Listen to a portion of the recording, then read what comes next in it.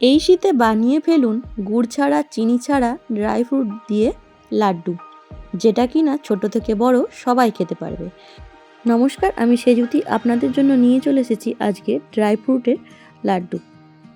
এই লাড্ডুটা বানানো খুব সহজ। এখানে আপনারা যে কোনো ধরনের ড্রাই ফ্রুটস নিয়ে নিতে পারেন।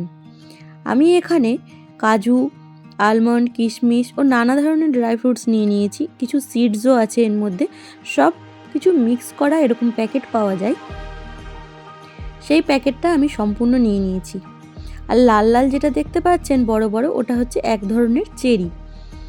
এই চেরিগুলোর ভিতরে বড় বড় বীজ থাকে, সেই বীজটা বাদ দিয়ে বাকি অংশগুলো নিয়ে নিব।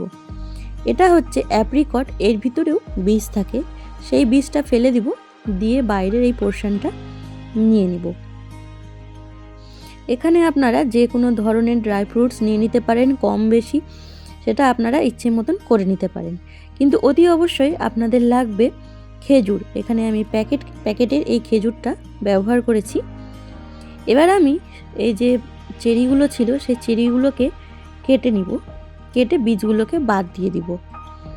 এই বীজগুলোকে ফাটালে ভিতর থেকে এক ধরনের মধু বের হয়, সেই মধুটাও খেতে খুব সুন্দর লাগে। এখানে আপনারা আখরোট, পেস্তা এগুলোও নিয়ে নিতে পারেন, বাদাম, মুনাক্কা যেটা পাবেন। সিডসের মধ্যে যে কোনো সিডস নিয়ে নিতে পারেন, কম বেশি করে নিতে পারেন। যে কোনো গ্রোসারি মার্কেটে যাবেন, সেখানে দেখতে পাবেন এরকম মিক্স যে ড্রাই ফ্রুটের প্যাকেট পাওয়া যায়, সেগুলো নিয়ে নিলে আপনাদের এটা বানাতে সুবিধা হবে। আপনাদের কাছে যদি এই চেরি বা এই অ্যাপ্রিকট না থাকে তো সেটা স্কিপ করে আপনাদের কাছে যেগুলো থাকবে সেগুলো ব্যবহার করতে পারেন। এবার যে এই অ্যাপ্রিকটটা আছে, এই অ্যাপ্রিকটগুলো আমি ছাড়িয়ে নিব। এই অ্যাপ্রিকটটার বিশেষত্ব একটা, যে এটার যে বীজটা আছে এটা ফাটাতে গেলে এর ভিতর থেকে একটা ছোট্ট থেকে আলমন্ড বের হয়। এই আলমন্ড বাদামটা খেতে হুবহু একদম যেটা আলমন্ড বাদাম পাওয়া যায় সেম খেতে, কিন্তু সাইজটা একদম ছোট। ভাঙতে ভাঙতে ভিতর থেকে একদম মুচমুচে, একদম ক্রাঞ্চি, এই যে ছোট্ট দেখে আলমন্ডটা বের হয়, এটা খেতে খুব ভালো লাগে। তো জানি না কার কার জানা ছিল, কিন্তু আমার এই ব্যাপারটা এই প্রথম আমার অভিজ্ঞতায় আসে। এর আগে আমি কোনোদিনও এরকম দেখিনি। তো এরকম আমি প্রত্যেকটা অ্যাপ্রিকট এইভাবে ছাড়িয়ে নিব। একটু সময় লাগবে, কিন্তু প্রত্যেকটা এইভাবে ছাড়িয়ে নেবেন। আর এইভাবে খেজুরও বীজগুলোও ছাড়িয়ে এইভাবে এক জায়গায় করে নেবেন। এদিকে আমি কাজু, আলমন্ড সব এগুলো ছোট ছোট টুকরো করে নিয়েছি। আর বাকি যে কিশমিশ টিশমিশ ছিল আর ছোট ছোট যে সিডসগুলো ছিল সব এক জায়গায় করে নিয়েছি।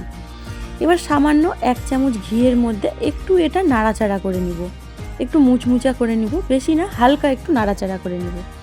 এর মধ্যে এই যে কাজু আর আলমন্ডগুলো কেটে রেখেছিলাম সেটাও দিয়ে একটু এইভাবে নাড়াচাড়া করে একটু মুচমুচা করে নামিয়ে ফেলব। তারপরে কড়াইয়ের মধ্যে সামান্য একটু ঘি দিয়ে তার মধ্যে আমি 2-3 চামচের মতন বেসন অ্যাড করে বেসনটাকে একটু হালকা লাল হওয়া পর্যন্ত ভেজে নেব। এটা কিন্তু কম আঁচেই করবেন, বেশি ফ্লেমটাকে বাড়াবেন না। হালকা ফ্লেমেই এটাকে ধীরে ধীরে এভাবে নাড়াচাড়া করে নেবেন। এখানে ঘিটা আপনারা ইচ্ছা মতন ব্যবহার করতে পারেন, কিন্তু আমি যতটা পেরেছি কম ঘিয়ে এটা করার চেষ্টা করেছি। অল্প ঘিতেই হয়ে যায়, এতে বেশি ঘি লাগে না। এবার যেই ড্রাই ফ্রুটগুলো রেখেছিলাম সেটা আমি মিক্সিতে গুঁড়ো করে নিয়েছি। আর যে খেজুরটা ছিল সেটাও মিক্সিতে পেস্ট করে 1 চামচ ঘি দিয়ে সেই খেজুরটাকে আমি একটু মাখা মাখা করে নিয়েছি কিছুক্ষণের জন্য। তারপরে নামিয়ে যখন দেখব খেজুরটা আমার একটু মাখা মাখা হয়ে আসবে, সেটাকে বন্ধ করে তার মধ্যে যত রকমের ড্রাই ফ্রুটগুলো আমি মিক্সিতে গুঁড়া করে রেখেছিলাম সবগুলো একসাথে এইভাবে মিক্স করে নিব। এতে কোনো ঝামেলা নাই, খুব সহজেই হয়ে যাবে। আর ঘিও তেমন বেশি লাগে না। 2 থেকে 3 চামচ ঘি, 1 চামচ আমি ভাজতে দিলাম, 1 চামচ হচ্ছে বেসন ভাজতে, আর 1 চামচের মতন ঘি আমার লাগলো এই খেজুরটাকে একটু নাড়াচাড়া করতে। তো ঘি তেমন একটা লাগে না। তো দেখুন আমার এই লাড্ডুগুলো হয়ে গেছে। এতে আমি কোনো রকমের চিনি বা গুড় কিচ্ছু অ্যাড করিনি। যে খেজুর যে চিটচিটা ভাব থাকে তাতেই এটা এইভাবে গোল গোল হয়ে যায়।